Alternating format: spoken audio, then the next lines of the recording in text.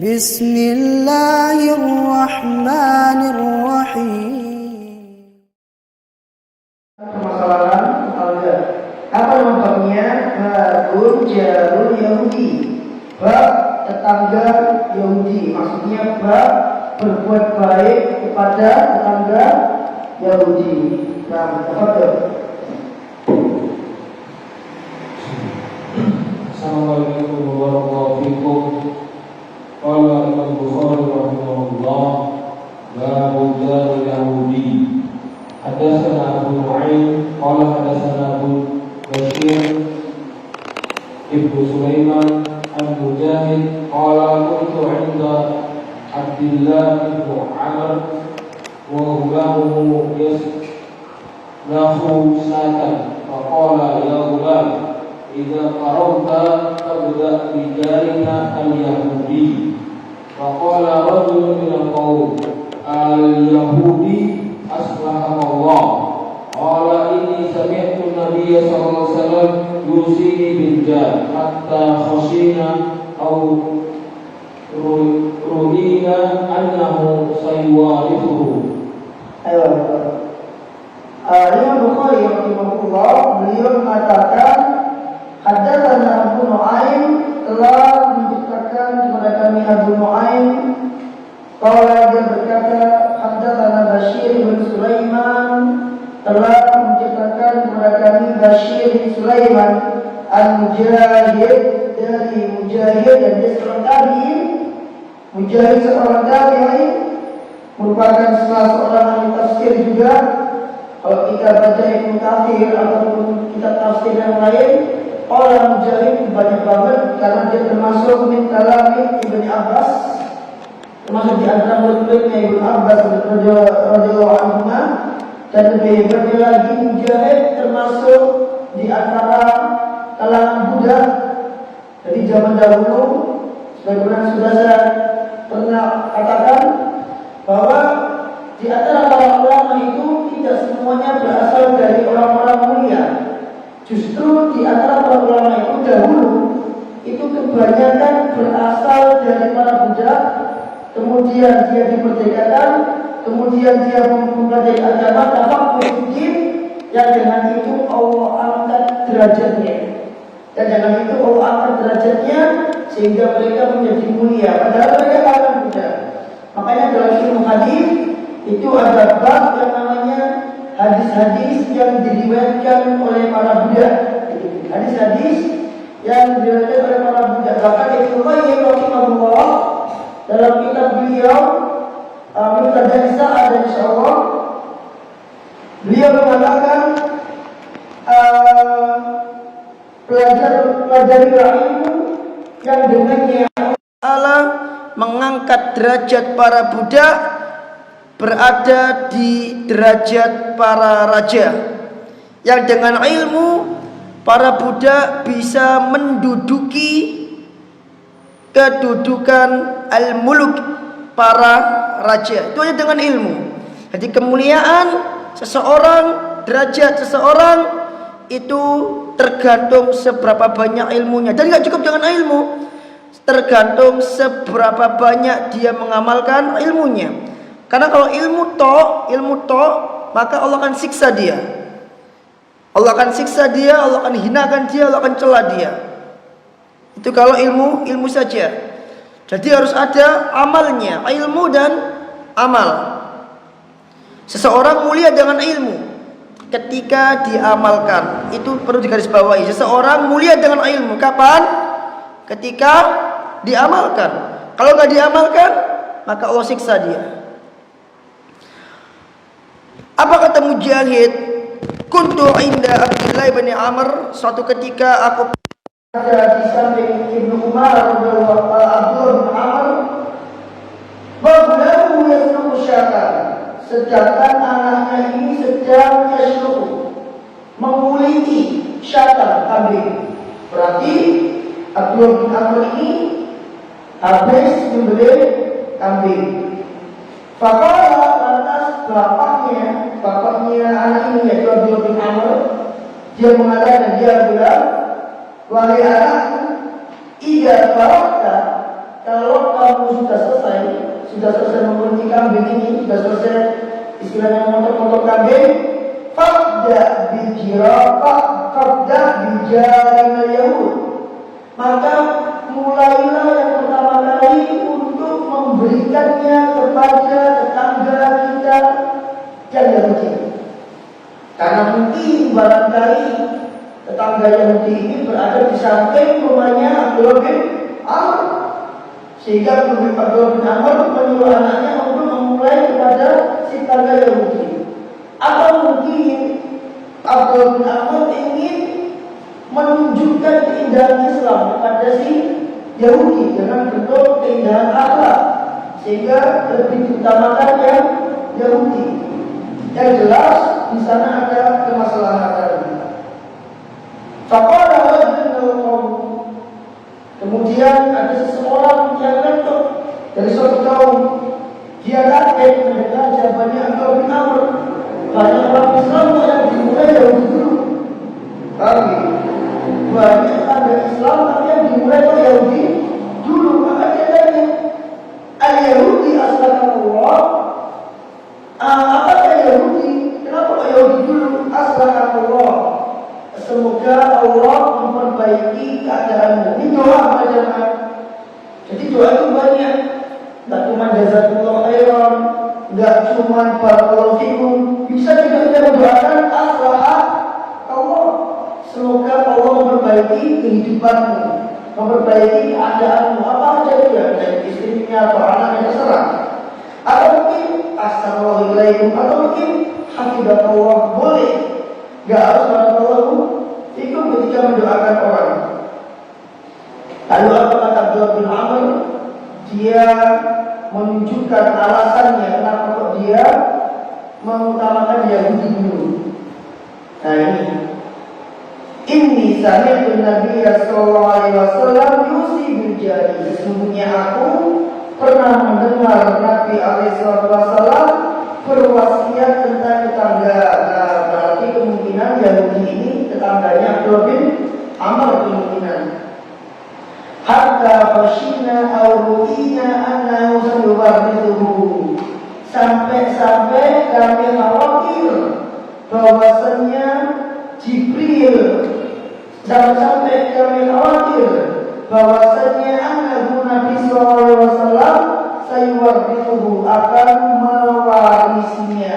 Annahu ini wallahu alam, mungkin dia kembali kepada Nabi alaihi wasallam karena yang ngomong Abdullah bin Amr, atau mungkin kembali kepada Jibril alaihissalam karena yang menyampaikan wasiat tentang tetangga kepada Nabi adalah Jibril. Jadi Allah alam. Baik, kenapa Abdullah bin Amr berbuat dengan tetangga Yahudi? Ternyata setelah digusur-gusur, motivasi utamanya apa? Hadis Nabi Sallallahu Alaihi Wasallam. Ternyata Nabi pernah mengatakan, dia pernah mendengar sendiri Nabi mengatakan untuk berbuat baik pada tetangga. Ternyata ya bukan yang kita.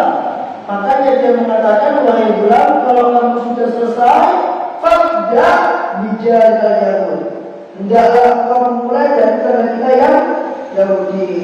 Tapi para jemaah, apa pelajaran yang dapat kita ambil di sini? Pelajaran yang pertama adalah bahwasannya bolehnya berbuat baik kepada tetangga, bahkan wajib meskipun dia kafir. Meskipun dia kafir, dengan syarat apa? Dengan syarat dia tidak memerangi agama kita.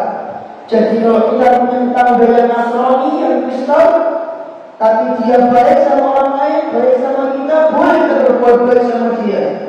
Tujuannya apa? Tentu tujuannya untuk menampakkan keindahan Islam, atau untuk mengambil hatinya agar dia tidak memusuhi Islam, atau bahkan tujuannya lebih dari itu, untuk melunakkan hatinya, siapa tahu dapat hidayah. Sebagaimana dilakukan oleh Nabi Alaihissalam ketika dia punya khodim Yahudi, khodim itu pelayan, seorang anak Yahudi, dan dia sakit. Ada Nabi lakukan? Nabi jenguk dia. Dan Nabi mengatakan, masuk Islamlah engkau. Didoakan sama Nabi dan Nabi ajak masuk Islamlah engkau. Lalu anak ini lihat di bapaknya. Bapaknya mengatakan, Abi Abul Qasim. Ta'akil Abul Qasim. Dan orang Yahudi tidak mau manggil Muhammad. Orang Yahudi tidak mengakui Muhammad sebagai Nabi. Kenapa tidak mengakui? Karena Muhammad berasal dari bangsa Arab. Yang diakui oleh Yahudi sebagai Nabi adalah Nabi-Nabi yang hanya berasal dari Bani Israel saja. Makanya mereka memanggil Abul Qasim. Ta'akila Abul Qasim. Bapaknya tidak masuk Islam, tapi anaknya justru masuk Islam. Kemudian anaknya langsung wafat. Habis dia menjadi syahadat langsung wafat. Ketika dia wafat, langsung Nabi alaihissalam memerintahkan kepada para sahabat untuk mengurus jenazahnya secara muslim. Luar biasa. Dia kafir, untuk syahadat langsung meninggal. Jadi tujuannya berbuat daripada orang kafir untuk mengambil hati mereka. Demikian jamaah kalau waktu membuka lembaran sejarah kaum muslimin. Ketika mereka menaklukkan Damaskus misalkan waktu itu, karena alhamdulillah sudah merdeka, diambil oleh para mujahid dari tangan orang kafir Syiah Nusairiyah. Damaskus sekarang dulu pernah diambil oleh Amirul Mukminin dari tangan orang kafir, yaitu bangsa Romawi. Bangsa Romawi yang di dalam Damaskus itu muslim semua, enggak, banyak orang Nasrani-nya. Tapi pada akhirnya asal membuka lembaran sejarah kaum muslimin, orang-orang Nasrani yang ada di Damaskus itu lama-kelamaan mereka masuk ke dalam Islam. Sampai akhirnya Umar bin Khattab membuat suatu piagam perdamaian, di mana waktu itu isi piagam tersebut bahwasanya tidak boleh seorang muslim menghalangi orang Kristen untuk beribadah di gereja-gereja mereka. Dan gereja-gereja mereka dibiarkan untuk dibiarkan berdiri, tidak dihancurkan. Dan apabila ada seorang muslim yang mengganggu orang-orang Nasrani waktu itu, maka tanggungannya atau jaminan keselamatannya ada pada Umar bin Khattab. Mereka susah semua.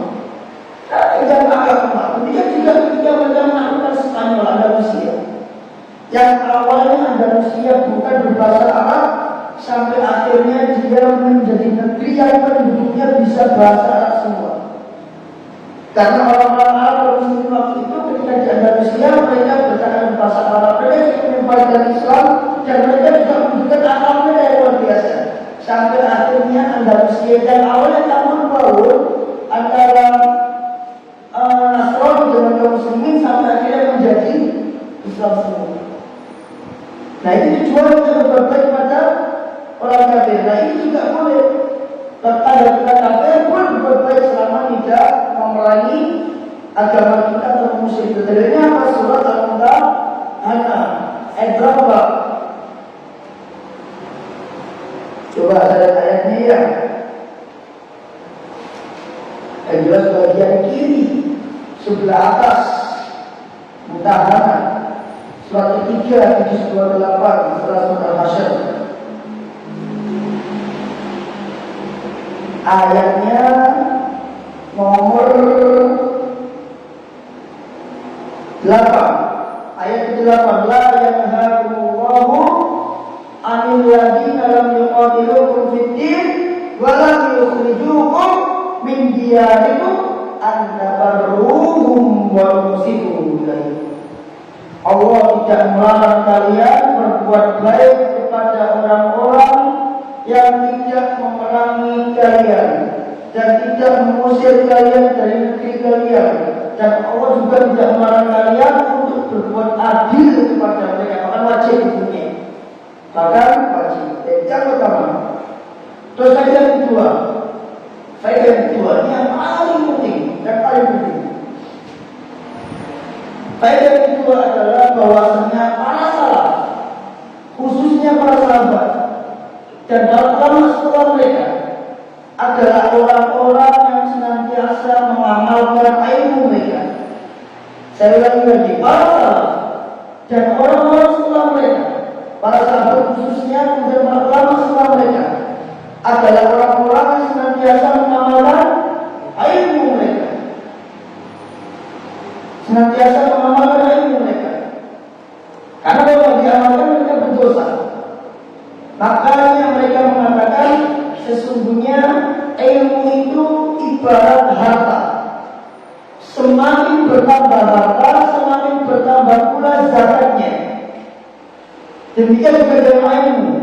Semakin bertambah ilmu, bertambah pula zakatnya. Apa zakatnya ilmu? Amal. Makin banyak ilmunya, makin banyak amalnya. Dan diamalkan makin banyak. Abu Hurairah Abu Darda pernah mengatakan, tidaklah aku mendapatkan satu ilmu melainkan minimal sekali aku pernah mengamalkan ilmu tersebut. Dan juga kalau aku lihat tentang hadis sholat 12 rakaat, rawatib 12 rakaat atau sholat duha 12 rakaat, karena lupa hadisnya itu namanya hadis musalsal. Hadis musalsal itu adalah hadis yang setiap perawinya itu mengucapkan ucapan yang sama ketika meriwayatkan hadis tersebut. Contohnya misalkan hadis musalsal bil mahabbah, hadis musalsal tentang masalah mahabbah. Itu setiap perawinya dari Nabi SAW mengatakan kepada Mu'ad, ya Mu'ad, ini uhibbuka fillah. Nanti perawi sahabat meriwayatkan dari tabi'in sama, wahai fulan uhibbuka fillah. Nanti diriwayatkan lagi mengucapkan yang sama, wahai fulan uhibbuka fillah. Terus sampai zaman ini ketika ada seorang syekh meriwayatkan hadis itu, maka dia mengatakan wahai fulan uhibbuka fillah. Itu namanya hadis musalsal. Nah, ada hadis musalsal yang masalah sholat 12 rakaat, 6 rakaat, atau sholat rawatib atau sholat duha atau itu setiap perawinya mengatakan seperti ini. Tidaklah aku mendengar hadis ini dari fulan, melainkan aku sudah mengamalkannya. Nabi SAW bersabda, para sahabat mengatakan, tidaklah aku mendapatkan hadis ini sejak mendapatkan hadis dari Nabi SAW, melainkan aku telah mengamalkannya. Nanti belajar lagi kepada tabi'in. Maka Nabi ini mengucapkan hal yang sama. Tidaklah aku mendengar hadis ini dari sahabat fulan, melainkan aku telah melaksanakannya. Terus seperti ini. Ini memberikan para sahabat itu mengamalkan ilmu. Baik, ada perkataan bagus dari Imam Ahmad. Apa dari Imam Ahmad? Imam Ahmad mengatakan, "Ma rawaitu haditsan qattu illa wa amilat bihi." Tidaklah aku meriwayatkan satu hadis sekalipun kecuali aku pasti sudah mengamalkannya. Baik, berapa hadis Imam Ahmad yang diriwayatkan? 1 juta. 1 juta hadis. Dan dia mengatakan tidak ada satu hadis pun yang aku riwayatkan kecuali aku sudah mengamalkannya. Terus dia mengatakan hatta innahu marra alayya, sampai suatu ketika aku mendengar satu hadis anna Nabiya sallallahu alaihi wasallam lamma ihtajama, tatkala Nabi sallallahu alaihi wasallam sedang berbekam atau Aba Thaibah hadani hadimah dinar, maka setelah berbekam Nabi memberikan orang yang membekam beliau yang bernama Abu Thaibah 1 dinar. Maksudnya gimana? Imam Ahmad rahimahullah mengatakan tidak ada satu hadis yang dia belajar kecuali akan diamalkan. Sampai suatu ketika dia mendengar hadis bahwa Nabi itu kalau bekam, habis bekam, dia ngasih orang yang membekam beliau itu berapa? 1 dinar. Itu sama Imam diamalkan. Ketika beliau berbekam, maka setelah berbekam sama Imam Ahmad dikasih 1 dinar. Kenapa? Mengamalkan hadis yang dia riwayatkan. Dan dia mengatakan di sini, nah ini. Dan dia mengatakan di sini, annahu aqal hajjama dinaron. Bahwasanya Nabi SAW memberi orang yang membekam beliau dengan 1 dinar. Itu diamalkan oleh Imam Ahmad.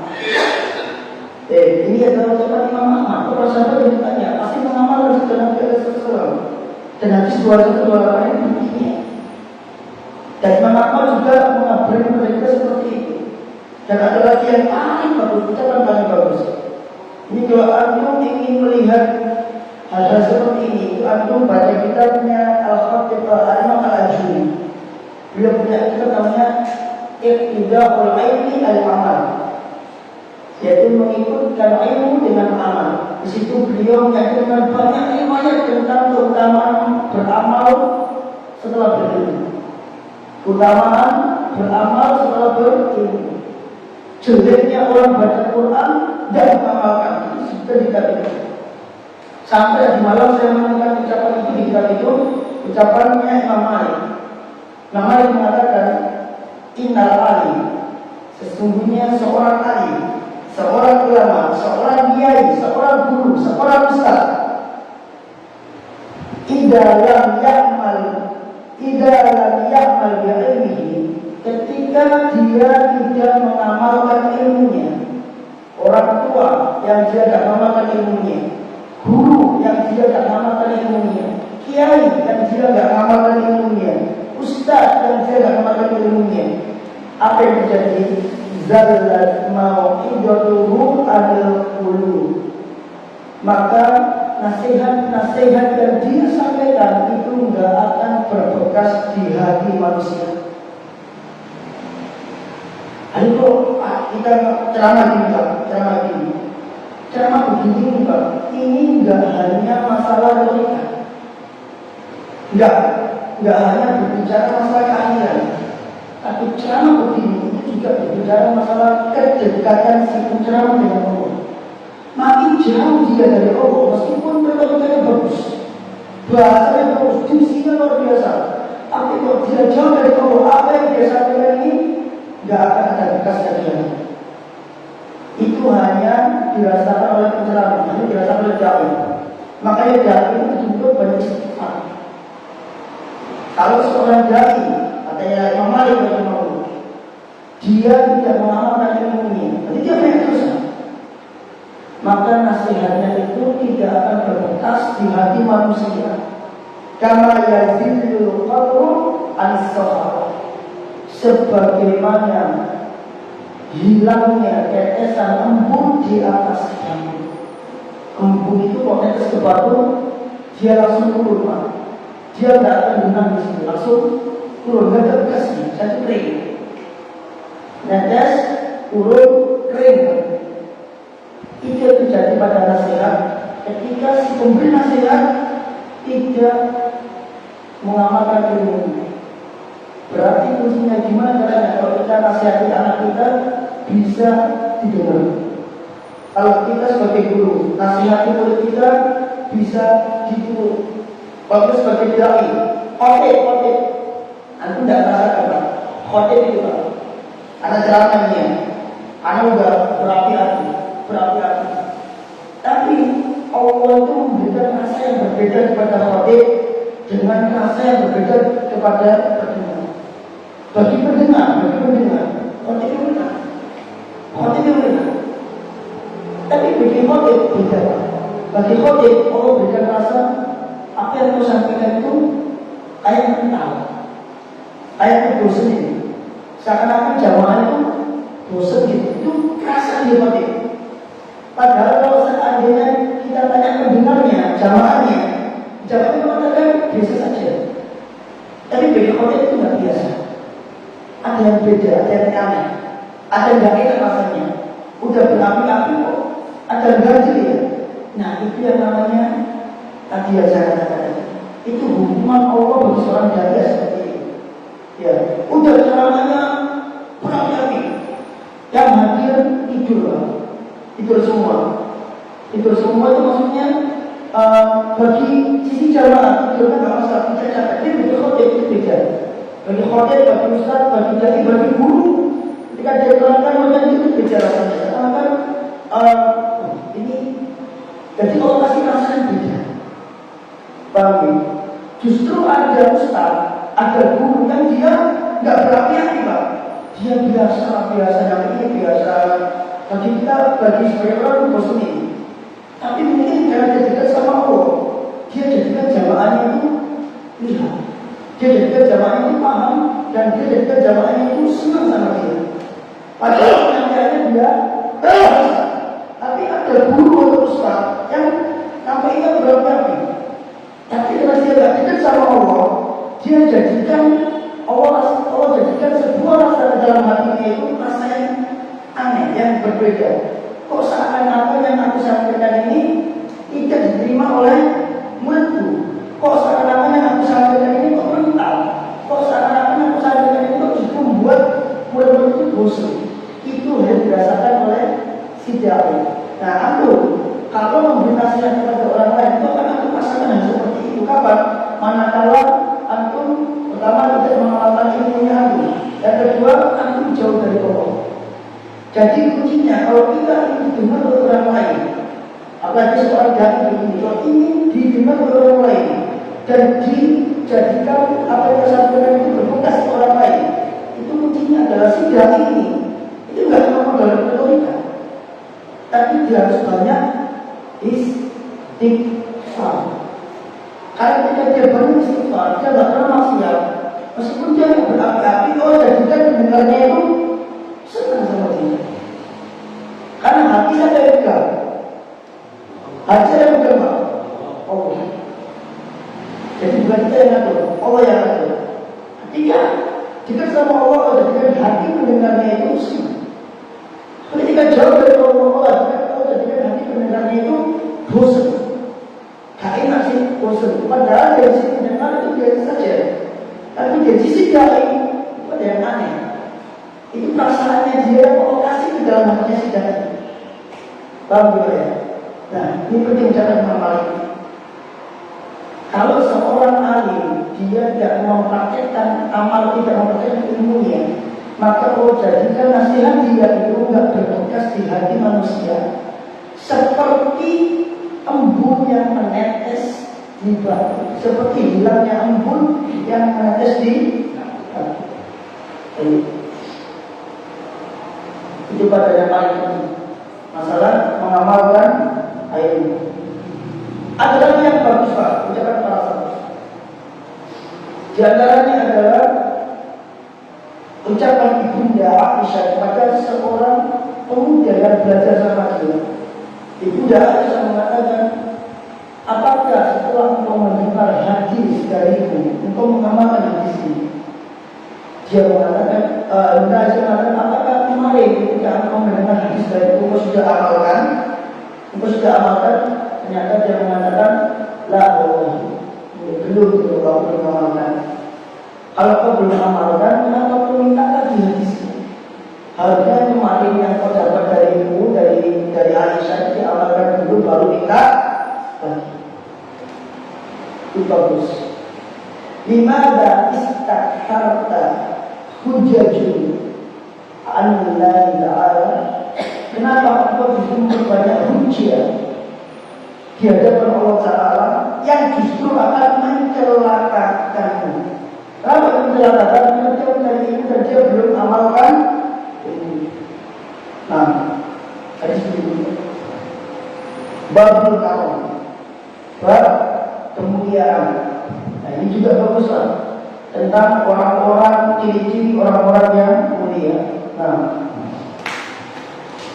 Waqala ayyun babul karom. Hadatsana Muhammad bin Salam qala akhbarana Abdan an Ubaidillah an Sa'id bin Abi Sa'id an Abi Hurairah radhiyallahu anhu qala su'ila Rasulullah sallallahu alaihi wasallam ayyun nasi akram qala akramullah akramuhu indallahi atqahu. pasti yang kita dunia. Dari Abu Hurairah dia Sudah Rasulullah SAW. Suatu ketika Rasulullah SAW pernah ditanya oleh seseorang, ayyun nasi akram, siapakah manusia yang paling mulia? Maka Nabi Shallallahu Alaihi Wasallam menjawab dengan jawaban standar. Pada umumnya, siapa manusia yang paling mulia? Nabi jawab, akramuhum indallahi atqahum. Yang paling mulia di antara mereka yakni manusia, yaitu adalah yang paling bertakwa. Yang paling mulia di antara mereka di sisi Allah atqahum, yang paling bertakwa di antara mereka. Ini kalau kita bicara dari segi amal kebaikan, maka dari semua orang yang ada, yang paling mulia yang paling bertakwa. Kenapa? Yang paling bertakwa adalah orang yang paling banyak kebaikannya, yang paling banyak amal solehnya. Nah, ini sesuai dengan ayat dalam Al-Quran di mana Allah mengatakan, Ya ayuhan nas, inna khalaqnakum min dzakarin wa untha wa ja'alnakum syu'uban wa qabaila lita'arafu. Inna akramakum indallahi atqakum. Wahai manusia, sungguh kami menciptakan kalian syu'uban, berbangsa-bangsa, wa qabailan, dan berkabilah, berkelompok-kelompok. Tujuannya apa? Untuk saling merendahkan, bukan saling musuhan, bukan untuk saling perang, bukan. Tujuannya adalah lita'arafu, untuk saling mengenal, untuk saling bersaudara. Nah, dari semua bangsa-bangsa ini, bangsa mana yang paling baik? Ternyata Allah Azza wa Jalla tidak menyebutkan bangsa ini yang paling baik, tidak. Tapi Allah menyebutkan standarnya. Yang paling baik itu yang paling bertakwa di antara mereka semua. Dan ini merupakan prinsip Islam. Islam datang dibawa oleh Nabi kita menawarkan sebuah solusi, yaitu apa? Tidak ada perbedaan di antara manusia kecuali ketakwaan mereka di hadapan Allah. Karena Nabi Alaihissalam ketika beliau haji wada, kemudian beliau berkhutbah, apa kata beliau? Beliau mengatakan, Allah, ketahuilah, la fadla ala aqrabihim, la fadla li aqrabihim ala a'jamihim. Ketahuilah, tidak ada keutamaan bagi orang Arab dibanding orang non-Arab. Wala a'jamihim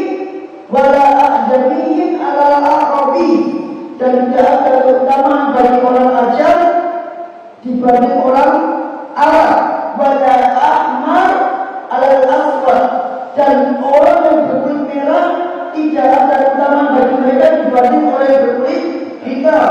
Wala aswad al-ahmar, dan tidak ada keutamaan bagi orang berkulit hitam atas orang berkulit merah. Illa bittuqa, kecuali ketakwaan mereka. Bagi mau Arab, mau non-Arab, mau Babil, mau pesek, sama. Kecuali ketakwaan mereka. Islam datang membawa ini, Pak. Makanya awal Islam yang banyak masuk Islam itu siapa? Para budak, orang-orang fakir, miskin. Itu yang paling banyak masuk Islam. Karena mereka menyambut ajakan tersebut. Seperti di kalangan Arab yang namanya kasta itu kelihatan. Dan mereka tidak mau dengan kasta-kasta begitu, mereka tidak mau dihinakan terus. Ternyata kok Islam datang menyamaratakan semuanya. Dan di antara alasan kenapa orang-orang Quraisy menolak Islam selain mendustakan tentang Allah, di antaranya adalah mereka kaum muslimin itu, Muhammad itu menghilangkan yang namanya kasta, menyamakan bangsawan Quraisy dengan budak mereka. Itu yang mereka suka. Nah, Islam datang seperti itu. Tidak ada yang utama kecuali yang bertakwa di antara mereka. Baik, yang kedua. Qalu sa'an hadza nas'aluka. Qala wa aqramun nasi Yusuf Nabiullah ibnu Nabiillah ibni Khalilillah. Baik. Ternyata dari jawaban Nabi itu dia mengatakan bukan itu yang kami tanyakan ya Rasulullah. Maksud kami tanya manusia yang paling mulia itu bukan dari segi amalnya yang kami tanyakan. Oh, Nabi mengira mungkin ada yang lain maksudnya. Lalu Nabi menjawab, oh yaudah, manusia yang paling mulia itu adalah Yusuf Nabiullah bin Nabiullah bin Khalilullah, manusia yang paling mulia dari segi nasab. Dari semua manusia yang ada di muka bumi adalah Yusuf. Kenapa? Karena Yusuf adalah nabi, anaknya nabi, anaknya nabi, dan anaknya nabi. 4 nabi, Pak. Nabi Yusuf itu keturunan 4 nabi. Tercek. Yusuf anaknya Nabi siapa? Yakub alaihissalam. Nah, Yakub itu juga bapaknya nabi. Bapak dari seorang nabi. Yakub bapaknya siapa? Nabi Ishak alaihissalam. Ishak bapaknya, anaknya Ibrahim. Berarti orang yang paling mulia dari segi nasab itu adalah Yusuf alaihissalam. Dan tidak ada yang lain dari Yusuf yang bisa seperti itu. Makanya Nabi SAW dalam hadis yang lain beliau mengatakan dan mengatakan Al-Karim, Ibnul Karim, Ibnul Karim, Ibnul Karim. Nabi mengatakan Yusuf itu adalah orang yang mulia, anaknya orang yang mulia, anaknya orang yang mulia, anaknya orang yang mulia, anak orang yang mulia. Dari segi nasab, Yusuf yang paling mulia di atas semua manusia. Dan kalau kita lihat nasabnya Yusuf alaihissalam, maka orang-orang mulia ini, orang-orang yang bertakwa, sekali lagi, kembali lagi, Yakub, siapa Yakub? Yang bertakwa, orang bertakwa. Ishak, siapa Ishak? Termasuk orang bertakwa. Kemudian Ibrahim, termasuk orang yang bertakwa. Ternyata kembali lagi jamaah, nasabnya Yusuf jadi mulia bukan karena cuma nabi, tapi ternyata bapak-bapak Yusuf alaihissalam juga termasuk orang yang bertakwa. Berarti nasab kita itu bisa mulia juga ketika bapak-bapak kita itu bertakwa. Paham ya? Baik. Lanjut. Yang terakhir, yang ketiga. Qalu laisa an hadza nas'aluka. Nah, ternyata orang itu mengatakan ya Rasulullah, bukan itu yang kami maksud. Bukan itu yang kami maksud. Jadi dia tanya lagi. Terus lanjut. Qala fa'an ma'adil al-arabi. Nah, Nabi bingung.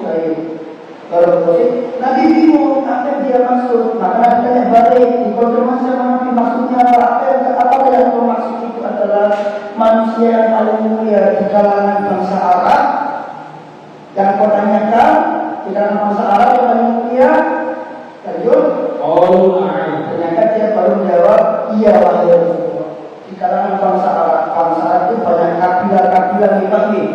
Nah, masing-masing kabilah itu punya kelebihan, punya kekurangan, ada kebaikan, ada kejelekan yang masing-masing kabilah itu. Nabi SAW ketika tahu kalau ibu sudah bangsa Arab, Nabi tidak mengatakan kabilah bulan enggak, tapi Nabi kasih standarnya, standar bahwa bangsa Arab dikatakan terbaik itu seperti apa. Nabi kasih standarnya. Apa standarnya? Lanjut. Qala fa khiyarukum fil jahiliyati khiyarukum fil islam idza faqahu. Tapi kasih standarnya, orang yang terbaik dari kalangan bangsa Arab, yaitu orang yang terbaik di zaman jahiliyah, dia akan menjadi orang terbaik di dalam Islam. Jadi dia kafir, ketika kafir dia menjadi orang terbaik. Dia orang yang baik sekali. Kita jumpai orang kafir sebaik banget yang kafir. Ketika dia masuk Islam, dia juga akan menjadi orang terbaik di dalam Islam. Tapi Nabi kasih syarat. Apa syaratnya? Idza faqahu, kalau dia belajar, kalau dia mendalami ilmu. Jadi kalau dia kafir masuk Islam, dia belajar, maka dia menjadi orang terbaik dalam Islam. Dan terbaik di zaman jahiliyah akan terbaik zaman Islam. Contoh misalkan, jadi setiap kabilah itu pasti ada orang-orang yang terbaik dan ada orang yang paling jelek, dan ini bukan oleh nasabnya, Pak. Contoh misalkan di Bani Hashim, yang terbaik di Bani Hashim siapa? Nabi kita Muhammad SAW. Tapi di sisi lain ada juga selain tiga di Bani Hashim yang nasabnya bagus tapi dia menjadi orang yang hina. Contohnya adalah Abu Lahab. Abu Lahab. Contoh lain Bani Makhzum. Bani Makhzum. Di Bani Makhzum ada yang lebih baik. Khalid bin Walid. Ketika dia masuk Islam, maka dia menjadi orang terbaik dalam Islam. Tapi juga ada orang yang paling jelek di Bani Makhzum, yaitu Abu Jahal. Abu Jahal. Nah, orang yang terbaik ketika kafir kemudian dia masuk Islam, maka dia akan menjadi orang terbaik dalam Islam. Kenapa Pak? Kenapa Pak? Para ulama menjelaskan di sini, li'annahum 'inda islamihim yastamirru ma ladayhim min sifatin hasanah. Karena mereka ketika masuk Islam, mereka akan melanjutkan kebaikan mereka. Anak kasih contoh, seperti orang yang belum hijrah. Kadang ada orang belum hijrah itu baiknya kita ampun, gemar sedekah, kemarahan belum hijrah. Ketika dia hijrah, apa yang terjadi? Kebaikan dia sebelum hijrah itu biasanya akan meningkat. Sama seperti orang kafir. Atau kita dapati orang Kristen itu baik banget, senang sama orang Islam, nggak masuk Islam, tapi dia kafir. Biasanya Pak, ketika dia masuk Islam, kebaikan dia ketika di Kristen akan terus berlanjut. Ini yang dimaksud Nabi SAW. Orang terbaik di jahiliyah akan menjadi orang terbaik ketika Islam. Kapan itu? Ketika dia belajar. Dan ini juga menunjukkan kepada kita bahwasanya amal yang dilakukan, amal kebaikan yang dilakukan ketika masih kafir itu tidak terhapus ketika dia masuk Islam. Kok bisa? Padahal orang kafir berbuat syirik harus terhapus. Tapi kok ini tidak terhapus? Karena Nabi SAW mengatakan di hadis nomor 70. Coba kita tidak pernah baca hadis nomor 70. Coba 75.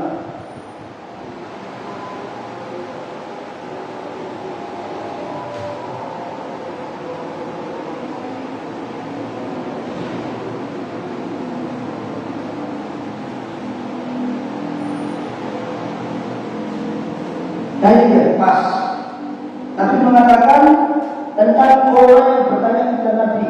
Orang kafir seorang sahabat yang kepada Nabi, dia tanya, ya Rasulullah, bagaimana pendapatmu tentang amalanku yang aku lakukan di masa jahiliyah? Orang ini ketika jahiliyah dia rajin sedekah, dia rajin memerdekakan budak.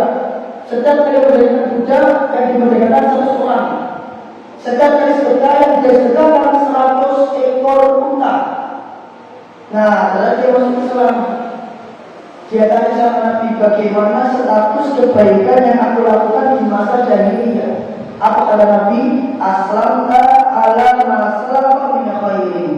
Semua kebaikan yang telah kau amalkan dahulu itu ikut masuk Islam. Artinya apa? Tidak terhapus. Kenapa Pak? Padahal dia syirik, kok nggak terhapus? Kan dosa syirik menghapus kebaikan. Pak, amalan syirik itu akan Allah hapus kapan? Ketika dia meninggal dalam keadaan musyrik. Kalau dia tidak meninggal dalam keadaan musyrik, status kebaikannya belum dihapus oleh Allah, tapi masih berada dalam status tidak diterima. Ketika dia masuk Islam, maka semua kebaikan yang dilakukan tadi itu Allah jadikan pahala semuanya.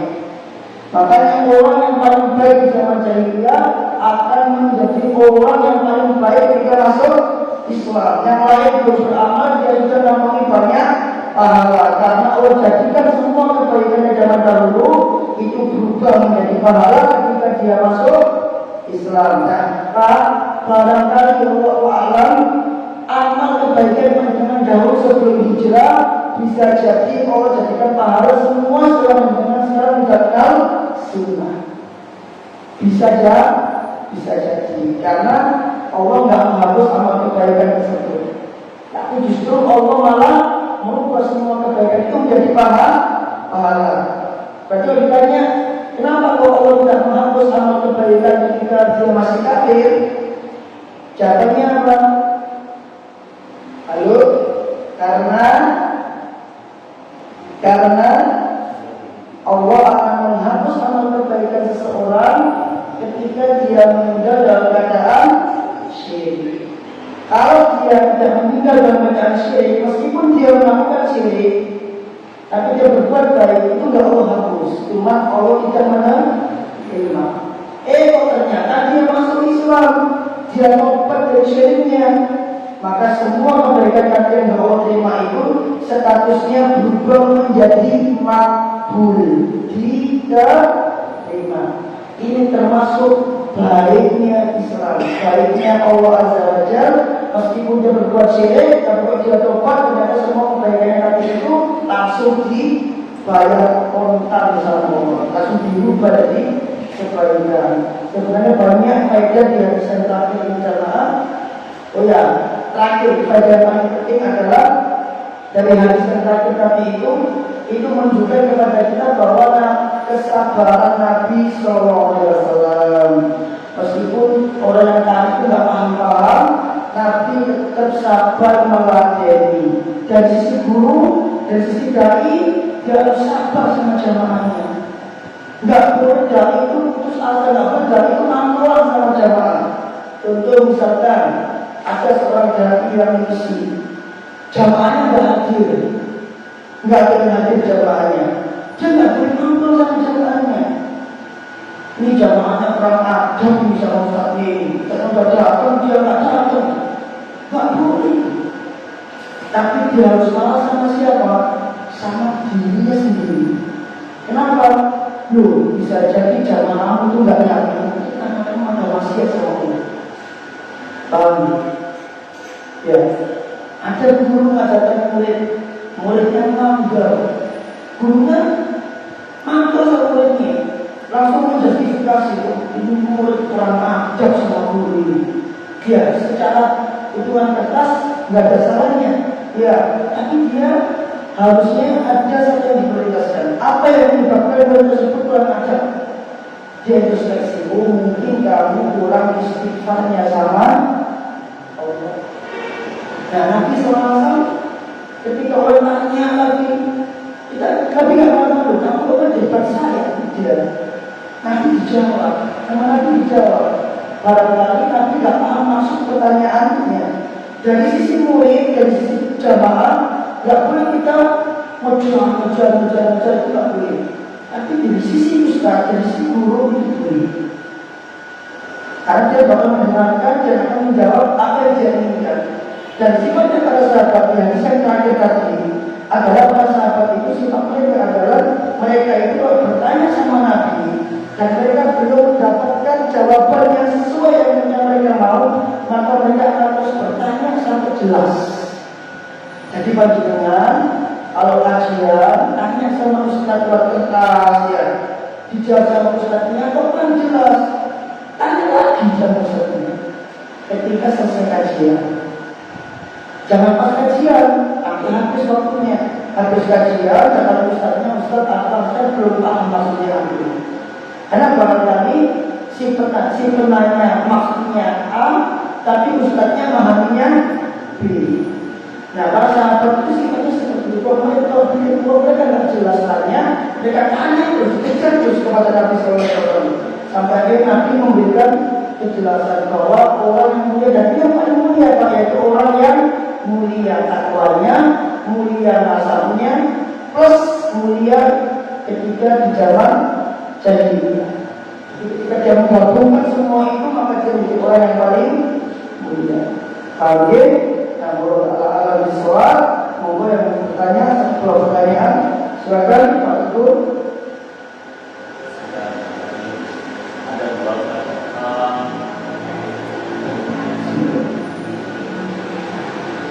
Ada seorang tahlil dengan surat mutamakanah dari guru. Yang pertanyaan pertama adalah apakah benar berteman dengan orang-orang kafir itu bisa mempengaruhi akidah kita? Karena ada seorang dai yang mengatakan, saya berteman dengan sebulan, apakah saya menjadi kafir? Seperti itu. Apakah ada kemungkinan dia berdalil dengan surat mutamakanah dan dan apakah dibolehkan seperti itu? Karena kita berbuat baik tentu harus berteman. Kalau yang saya pahami itu, tapi ada dari yang karena berteman dia mengatakan seperti itu. Dan apakah benar berteman itu mengajar? Yang pertama, yang kedua, ketika kita mengikuti para sahabat yang kita mendapatkan hadis dan kita akan segera mengamalkan, apakah jika kita harus segera mengamalkan karena misalnya kita mendengar tentang hadis tentang berhaji, kita belum bisa mengamalkan haji, apakah kita harus segera mengamalkan? Belum tentu. Apa kita harus tidak boleh menambah ilmu hadis tersebut? Dan yang kedua, jika kita mendengar hadis dan kita belum mengamalkan, apakah kita tidak boleh menyampaikan hadis tersebut kepada orang lain? Karena bisa jadi kita belum mengamalkan, orang lain bisa mampu mengamalkan. Yang pertama, berteman dengan orang kafir. Pahami prinsip pertamanya. Prinsip pertamanya, pertemanan itu adalah syahid. Dia selalu mempengaruhi temannya. Dan dikhawatirkan ketika dia berteman dengan orang kafir adalah orang kafir yang diwarnai oleh dia, atau dia yang diwarnai oleh orang kafir. Kalau dia yang mewarnai orang kafir, alhamdulillah dia berdakwah. Dia pertama dan dia berdakwah pada orang kafir. Tapi justru sebaliknya, ada kalanya orang berteman dengan orang kafir, tapi akhirnya dia merasa sungkan untuk memberi nasihat kepada orang kafir.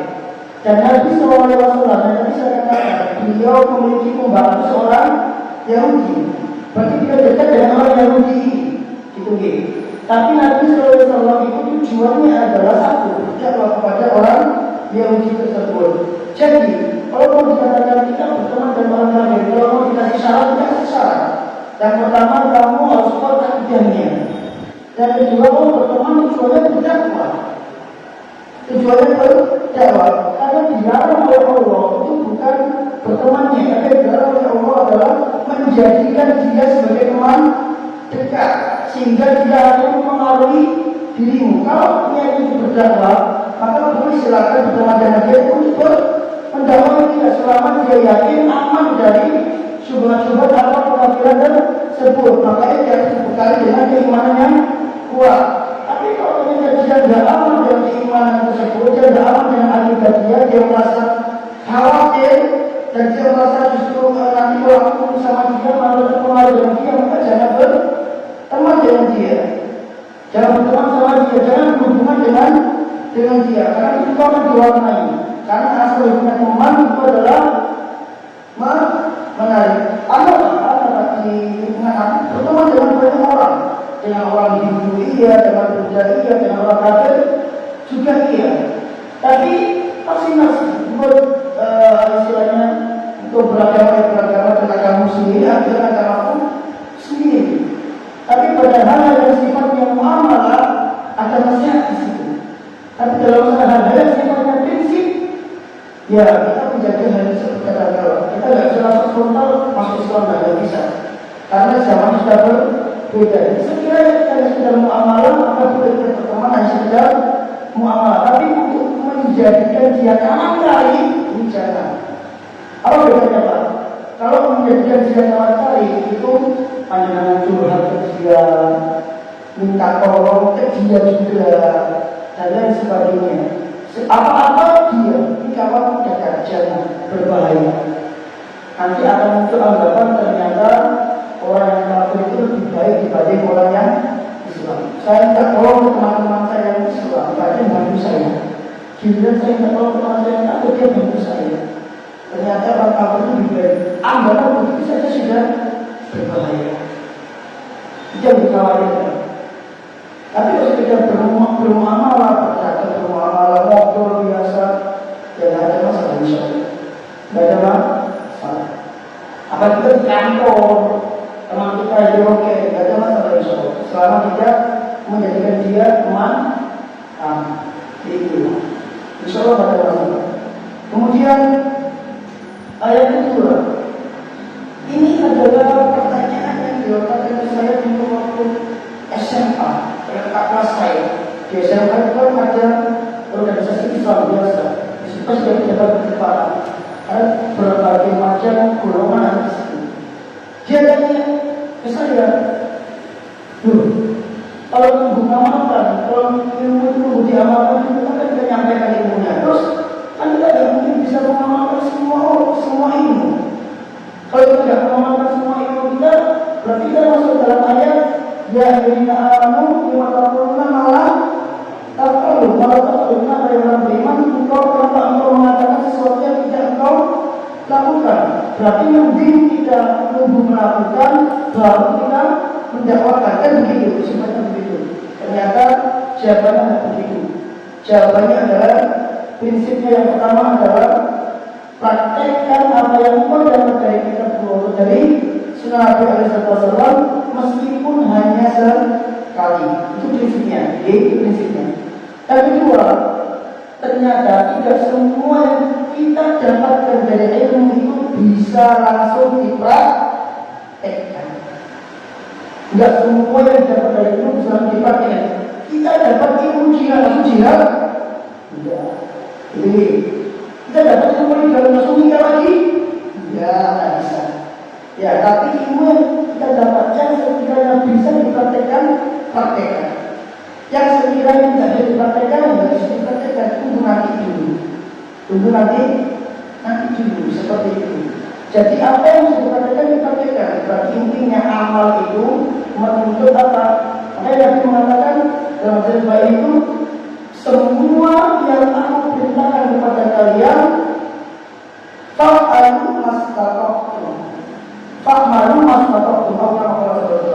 Kerjakan semampu kalian. Berarti prinsip amal itu adalah sesuai dengan kemampuan. Mampu praktekkan, tidak mampu ajarkan ke orang lain. Siapa tahu meskipun kita tidak mampu, paling tidak orang lain mampu mengamalkan.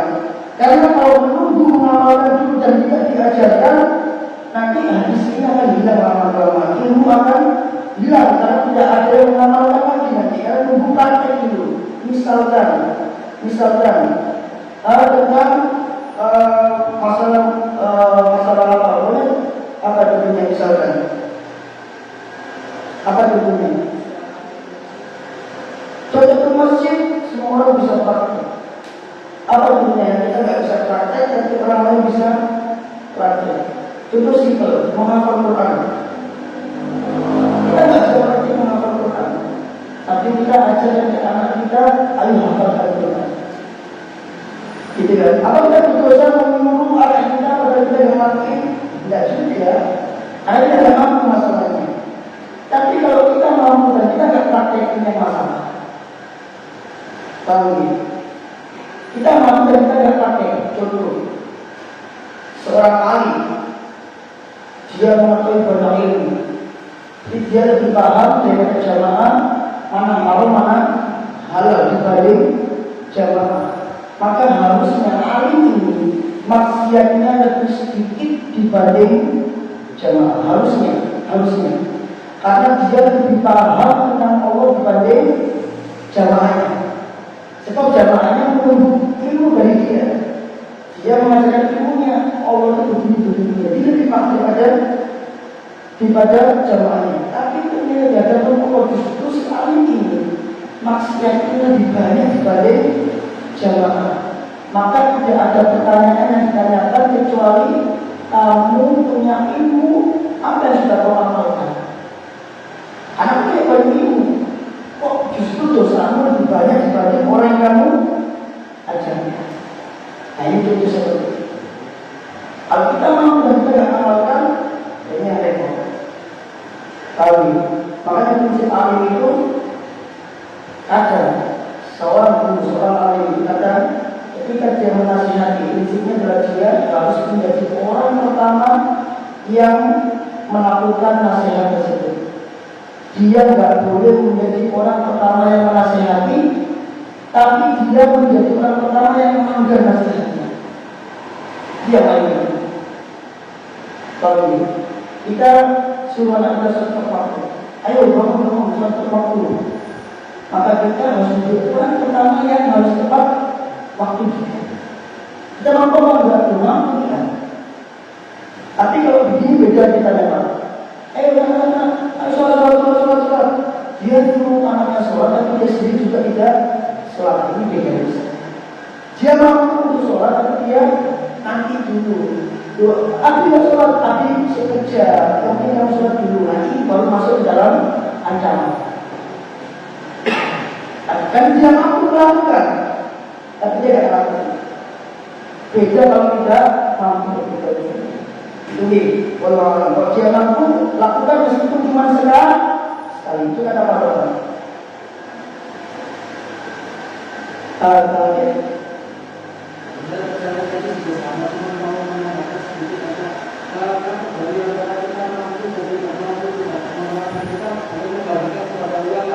Iya. Iya.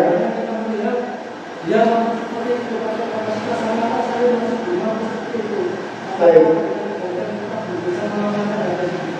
Baik.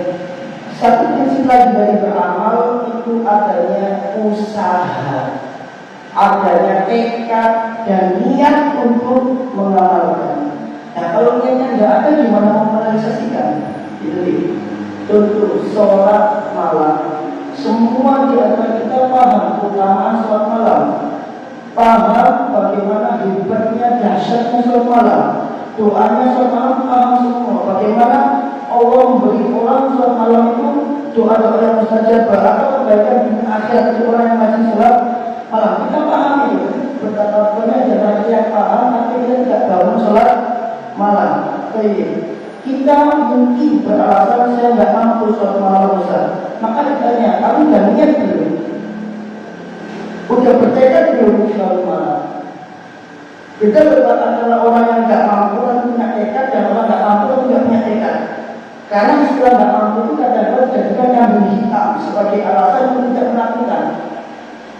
Karena bedanya apa? Kalau orang punya tekad, dia akan berjuang. Sekarang dia nggak bangun, besok harus bangun. Ternyata besok nggak bangun juga, besoknya harus bangun. Jadi dia punya tekad itu berusaha mempush dirinya untuk bangun. Sehingga yang awalnya nggak mampu menjadi mampu.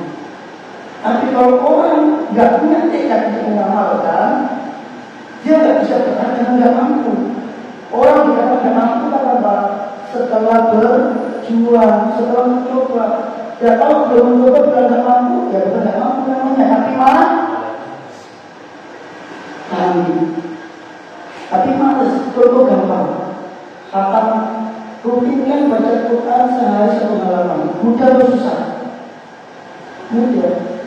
Tapi banyak bacanya nggak rutin, nggak istiqomah. Sekarang baca, besok nggak baca. Padahal gampang. Faktornya cuma satu sebenarnya. Bukan karena nggak mampu, karena itu gampang. Tapi faktornya karena malas. Jadi punya tekad dulu. Kalau dia punya tekad, dia pasti akan muncul yang namanya perjuangan. Mencoba, gagal, mencoba lagi, gagal sampai kapan? Sampai menjadikan dia bisa. Makanya dalam Islam itu yang Allah balas, yang Allah pahala itu ketika kapan? Ketika dia bertekad mengamalkan, meskipun dia tidak mengamalkan, tapi dia bertekad mengamalkan, maka Allah akan beri dia pahala seperti orang mengamalkan. Itu nih. Orang seperti hadis Nabi SAW mengatakan, barang siapa yang minta mati syahid sama Allah, gitu kan? Balaghallahu manazil syuhada wa yurjana fi firasyi. Maka Allah akan beri dia derajat syahid meskipun dia berada di atas kasurnya. Kenapa Allah beri derajat syahid? Karena dia bertekad untuk mati syahid tapi tidak bisa. Contoh siapa? Orang yang belum mati. Dia berusaha untuk terbunuh di medan perang, tapi dia tidak pernah terbunuh di medan perang.